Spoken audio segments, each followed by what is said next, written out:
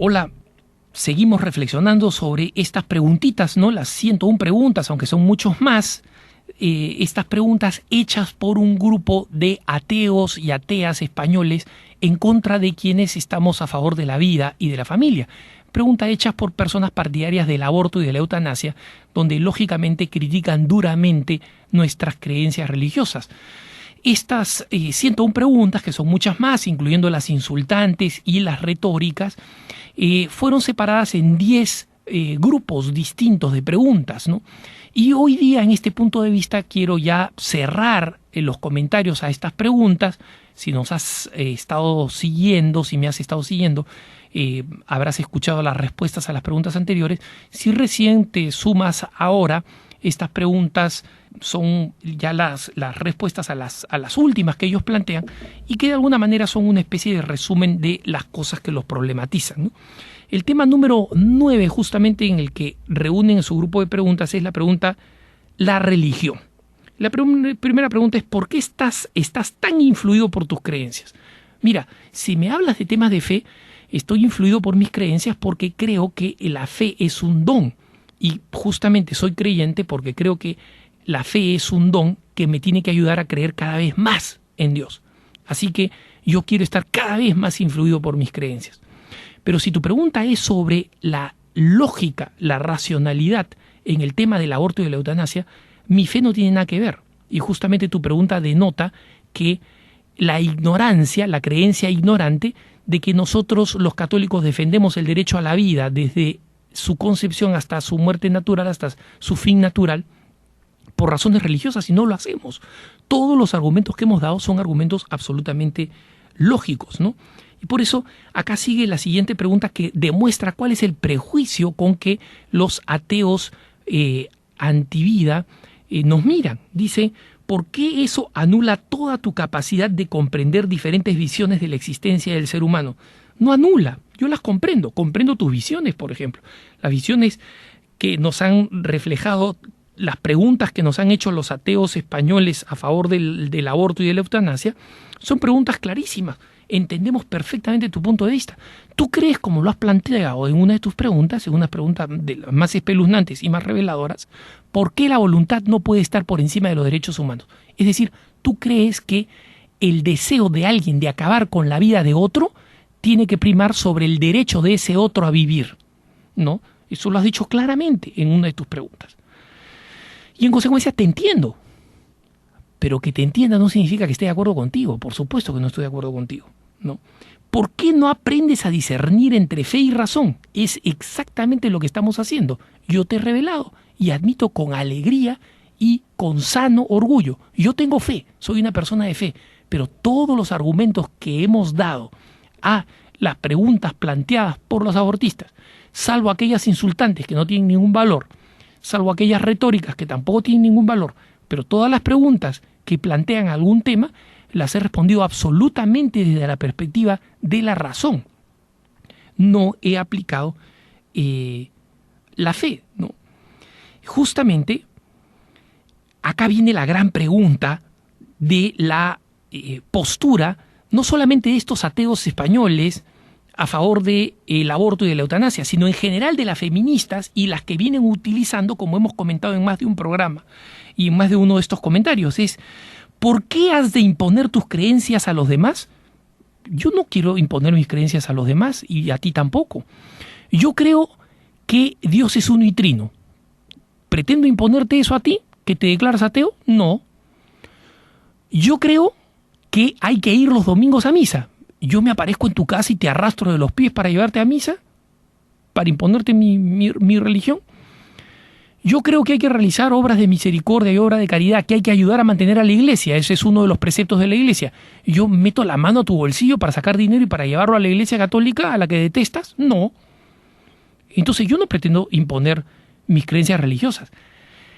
Cuando nosotros defendemos el derecho a la vida de manera universal e intangible, estamos hablando de un tema exclusivamente humano, en el que ateos, judíos, protestantes, de buena fe, estamos de acuerdo en que la vida no puede ser arbitrariamente eliminada en cualquiera de sus puntos.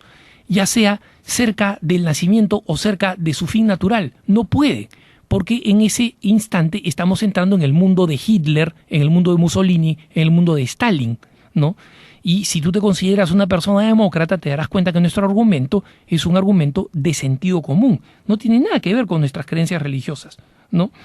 Y acá hay una pregunta que demuestra que justamente de lo que se trata es de agredir a los católicos, ¿no? Porque la pregunta es, ¿por qué sigues creyendo que María era virgen? Bueno, si tu pregunta es una pregunta a los pro vida, que así es como los has planteado, a los que están en contra del aborto, tu pregunta es irrelevante, porque hay muchos protestantes que no creen en la Virgen María y están en contra del aborto y la eutanasia.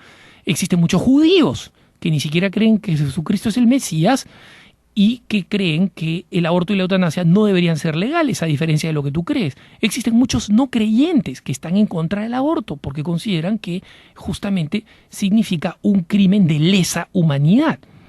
Así que cuando tú preguntas ¿por qué sigues creyendo que María era virgen?, estás haciendo una pregunta dirigida directamente a los católicos sobre un tema que particularmente te molesta. Porque yo no creo solamente que María era virgen.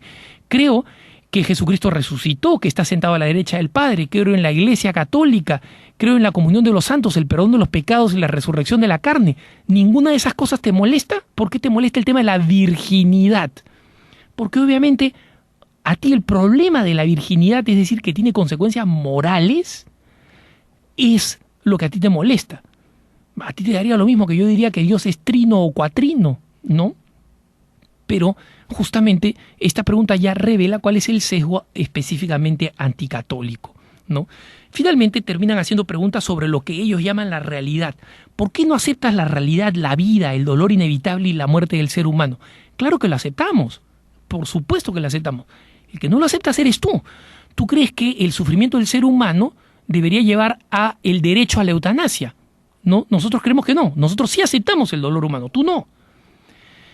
Nosotros aceptamos las situaciones trágicas que hacen que una mujer pueda quedar embarazada en situaciones realmente dramáticas, y porque aceptamos las situaciones trágicas, comprendemos que esas situaciones trágicas no son excusa para violar la inviolabilidad de la vida humana.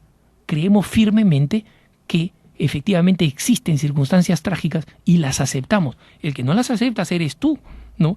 ¿Por qué no empiezas a confiar un poco en los valores humanos de los demás? Dice la pregunta. Te voy a responder.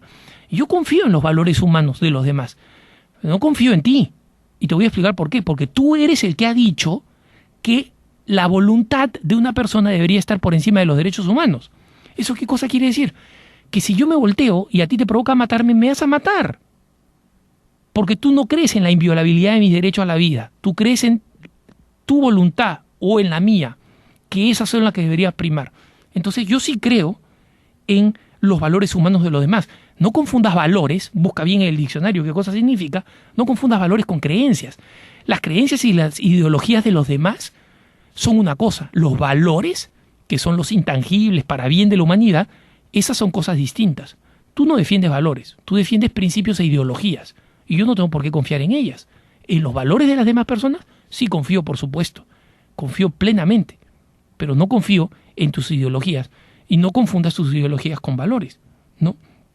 La última pregunta es patéticamente cómica, ¿no? ¿Por qué no recapacitas un poco? Este es el fondo del tema de nuestros hermanos y hermanas ateos a favor del aborto y de la eutanasia. Ellos en el fondo creen que nosotros, los católicos, creemos en un concepto de ideas que nos han sido impuestas pues por el Vaticano, por una autoridad, y que no hemos recapacitado.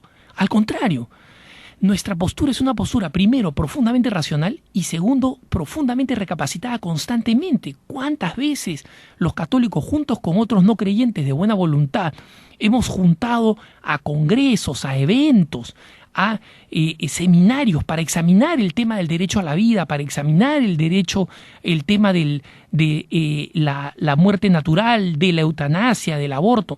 Y encontramos que lo único que hace la ciencia, por ejemplo, con las nuevas formas de ver en tercera dimensión a un niño en el vientre materno, no hacen más que darnos la razón.